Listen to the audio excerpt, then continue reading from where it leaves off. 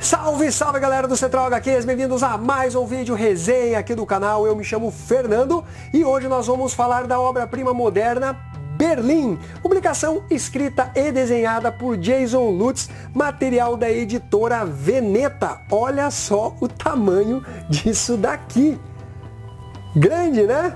Demorou pouco mais de 20 anos para ser concluída. O Jason Lutz lançava o material de forma periódica, sem ter exatamente uma periodicidade, e aí acabou sendo compilado neste volumão aqui. Publicação que tem um ótimo acabamento gráfico, tá muito bonita a edição da editora Veneta, apesar de que a escolha de capa eu preferia conforme saiu lá nos Estados Unidos, que quando você abre a publicação, ela mostra partes da suástica nazista. Mas de qualquer forma, temos aqui um material em capa dura, publicação que tem aqui papel, que se eu não me engano é o Pollen Bold. São mais de 590 páginas em preto e branco, com o preço de R$ 139,90. Dá para você achar com desconto, eu vou deixar o link na descrição. O Jason Lutz não é um cara que produziu muitos quadrinhos, ele tem como principal obra realmente Berlim. Ele já fez uma parceria inclusive com o Ed Brubaker, eles são amigos e tal. Então é este o material que vai trazer a sua obra definitiva. E que obra! Ele demorou cerca de 20 anos, não foi à toa. É uma obra baseada obviamente em fatos, o que se passou na Alemanha antes, né, da ascensão realmente do nazismo ao poder lá na Alemanha. Então ele faz todo um apanhado histórico, coloca algumas coisas fictícias, mas dentro desse contexto que realmente existiu na Alemanha. Não sei se vocês leram a obra Meu Amigo Dahmer, que foi lançado pela editora Dark Side Books, uma HQ também muito premiada, assim como esta. Basicamente, nós temos o que se passou antes, né, do Jeff Dahmer se tornar um famoso serial killer lá nos Estados Unidos. É narrado a parte de infância, de adolescência, até, né, o cometimento do seu primeiro crime. Você vai encontrar algo muito similar nessa obra Berlim. Trata-se de uma história ambientada nos anos 20 e ela vai até o ano de 1933, ou seja, antes de efetivamente o partido nazista comandar a Alemanha. Vai mostrar essa ascensão do partido nazista, como ele chegou ao poder, como isso refletia em toda a sociedade. Apesar de nós termos uma espécie de dois protagonistas, ou três se você considerar a própria cidade de Berlim, nós temos outras histórias que acabam corroborando a visão do autor de como ocorreu essa transformação dentro da Alemanha. Berlim naquela época era praticamente uma Paris, uma cidade multifacetada, diversificada, que recebia muitos turistas, tinha muitos símbolos artísticos, grandes nomes, né, da arte perambulavam pela cidade, seja através dos teatros, através da música. Era uma cidade que conseguia reunir diversos povos. Nessa publicação, além de abordar as próprias características da cidade de Berlim, vai mostrar fatos históricos e muito interessantes, como por exemplo a ascensão, né, do Partido Comunista Alemão ao lado do Partido Nazista. Com a derrota da Alemanha na Primeira Guerra Mundial, o líder da Alemanha, picou a mula e foi lá se refugiar na Holanda. O povo se sentiu desguarnecido, abandonado, surgindo uma espécie de vácuo que tentava ser preenchido exatamente pelo Partido Comunista Alemão e pelo Partido Social, que na verdade era o Partido Nazista. Então toda essa construção ela é feita com muitos detalhes, ora colocado simplesmente nas palavras das pessoas que estão sendo apresentados dentro da obra, seja diante de fatos que realmente ocorreram na Alemanha daquela época. Boa parte da história é focada em dois personagens, eles inclusive narram, né, grande parte da trama. A primeira delas é a Marthe Miller, ela que abandonou a vida burguesa que levava na cidade de Colônia e foi tentar a sorte em Berlim.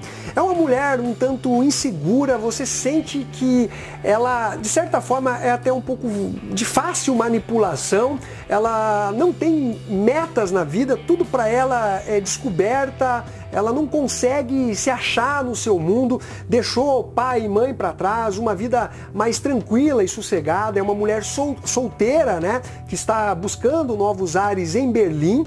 E do outro lado nós temos o Severin, que é um jornalista que demonstra, né, uma grande vontade de reportar tudo o que está acontecendo, mas ao mesmo tempo ele entra numa grande espiral de decepção, exatamente por conta do que vem acontecendo ali em Berlim, inclusive prisão de alguns colegas, algo que vai abalando e minando, né, não só o lado pessoal, mas profissional do Severin. Como eu mencionei, esse quadrinho ele vai refletir a ascensão do partido nazista, e o Jason ele faz isso com uma certa cadência, ele não vomita tudo na cara do leitor. Por exemplo, o próprio símbolo nazista, ele não é mostrado em qualquer parte da publicação, é mais ali próximo do final, onde realmente vai ter um impacto. Você vê que o partido ele está se estabelecendo na Alemanha, e isso é demonstrado pelo início da publicação. Eu achei uma grande sacada quando a Marthe Miller, que é uma das protagonistas da história, ela está viajando, né, no trem da cidade de Colônia para Berlim, né, buscando uma nova vida, e ao lado dela a gente tem um militante aqui do partido nazista dormindo, ou seja, ainda estava dormente, né, o partido nazista, depois que ele foi realmente se encorpando, vindo a ascender e aí tomar o poder na Alemanha. E além disso, você tem outras sacadas do autor que eu achei muito bacana. Como eu mencionei, você não tem a suástica nazista sendo utilizada aqui em qualquer canto. Então o que ele faz? Olha só esse quadro aqui, não sei se vão conseguir ver. Ele é exatamente a suástica nazista. Vou colocar até uma imagem em cima, ó, o símbolo não aparece na bandeira, mas o quadro, ele dá a entender isso daí. E realmente ele faz um trabalho sensacional nessa obra, com essas pequenas nuances dentro da publicação, essas referências e um certo espelhamento que ele dá também nessa publicação. Por exemplo, apesar de nós termos a visão, né, do que seria a Alemanha pelo lado dos simpáticos ao comunismo, como a própria Marthe Miller e o Severin, isso não é exatamente romantizado. Você tem lá o Goebbels fazendo aqueles discursos, né? Ele que veio a ser um dos grandes comunicadores do partido nazista. Por outro lado, você tem também discursos muito inflamados, né, dos líderes do Partido Comunista Alemão, mesmo quando eles acabam se confrontando nas ruas ali, porrada para todos os lados. Você tem um espelhamento, aquela agressividade de ambos os lados, exatamente por conta dessa carência que acabou tendo o povo alemão com a partida do seu líder. Ficou esse vácuo e esses dois partidos realmente queriam tomar conta desse grande espaço. Além desses dois personagens, nós temos outros que acabam expandindo ainda mais essa história, tentando refletir diversos aspectos da vida cotidiana, da vida da burguesia, do trabalhador ali da Berlim dos anos 20 e início dos anos 30. Se nós temos, por exemplo, a Ana, que é uma colega ali, estudante, junto com a Marthe Miller, de um curso que elas fazem ali de pintura e tal. A Ana é lésbica, então, através dela, você tem um reflexo, né, de como o homossexualismo era visto pela sociedade alemã ali dos anos 20 e como isso era reprimido, né, não só pelo governo alemão, mas também pelo partido nazista. Nós temos também uma família que acaba sendo totalmente desestruturada por conta desse conflito antagônico de ideologias, algo que muita gente vivenciou nos últimos tempos, né, esquerda, direita, pessoas brigando, amigos, familiares. E esse racha é muito bem representado e mostra que, na verdade, esse fanatismo ele não vai levar a lugar nenhum. E olha que grande sacada que teve o Jason. Nessa família, a mãe, ela flertava ali mais com os ideais do Partido Comunista. O pai, que é chamado Otto, ele tinha uma queda pelo nazismo, pelo fascismo. Então, eles acabam se separando, né? O pai não admite que a mãe seja uma comunista e tal, era visto com muito maus olhos naquela época. Ela fica com a filha, a Silvia, que é bem importante dentro da trama, uma garota que acaba tendo que viver na rua, passa por diversos perrengues, enfim. E o pai fica cuidando dos filhos. A mãe, né, por conta dessa simpatia que ela tinha com o regime comunista, acaba conhecendo um homem chamado Otto. Veja só, o marido chamava Otto e esse novo conhecido dela, que é do Partido Comunista, também se chama Otto. É uma clara representação de que ela está trocando 6 por meia dúzia. São 2 extremos. Eu achei assim, genial isso, até porque o destino que essa mãe vai ter integrando, né, as fileiras do Partido Comunista não foi algo bacana, não foi algo legal. Então é muito interessante como o Jason faz o desenvolvimento dessa história, demonstrando para o leitor que esses 2 partidos, na verdade, eram um reflexo um do outro. O Severin, que, como eu já mencionei, é o jornalista, um dos mais importantes dentro dessa trama, ele tem talvez o melhor norte dentro da história. Ele não se encanta fácil, ele acaba sendo, de certa forma, aliciado ali pelo Partido Comunista. Vem integrar as nossas fileiras, vamos lutar pelo povo, o poder é do povo. E do outro lado você tem, né, o regime nazista crescendo também.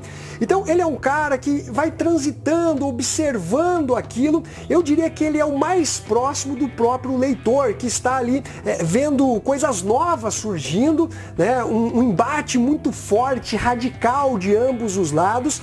E além de tudo que eu já falei, você tem outros aspectos da vida cotidiana de Berlim, né? Seja dos trabalhadores, seja da própria burguesia, dos cabarés, das prostitutas, de um grupo de jazz ali que é composta por músicos negros, toda a questão do racismo que existia em relação às pessoas pretas. E tem uma passagem assim que eles estão tocando, que eu achei sensacional, que parece que você está no ritmo da música por conta do desenho, né? Quadros mais longos, né? Então você traz uma nota mais longa, uma nota mais marcada, com quadros mais curtos e tal. Então o Jason, ele realmente ele fez um trabalho assim muito estudado, minucioso na hora de escrever essa história de Berlim. Na verdade, daria para ficar falando de muita coisa. Parece até aquelas obras do Alan Moore, sabe? Que você pega uma página e você consegue destrinchar ela assim.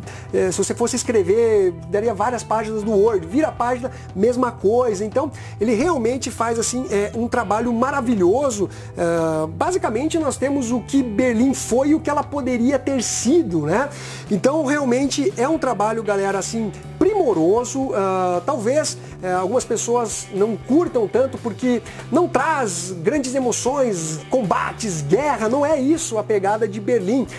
Como eu mencionei, é uma coisa como o meu amigo Dahmer, né? É o antes. É o que levou, né, a Alemanha a se tornar um partido, ser comandada por um partido nazista, né? O que levou o Dahmer se tornar um serial killer. Então é exatamente este o foco da publicação, que, como eu disse, traz assim uma grande quantidade de fatos históricos, coisas que realmente aconteceram, com esses personagens fictícios que são colocados para o desenvolvimento da própria trama. E que nota que eu dou para essa publicação? Nota 10, sem dúvida. Já está aí na lista de melhores quadrinhos do ano de 2021. Parabéns para a editora Veneta aí, que trouxe esse material para o Brasil, né, compilado, volume único. Parece que uma primeira leva teve algum problema, mas a editora Veneta recolheu. O meu aqui está caprichadíssimo, não tem nenhum probleminha com a edição, seja na parte de revisão. Tem um errinho ou outro que eu achei, mas de forma geral, considerando quase 600 páginas, é algo que não vai fazer diferença dentro de toda essa publicação.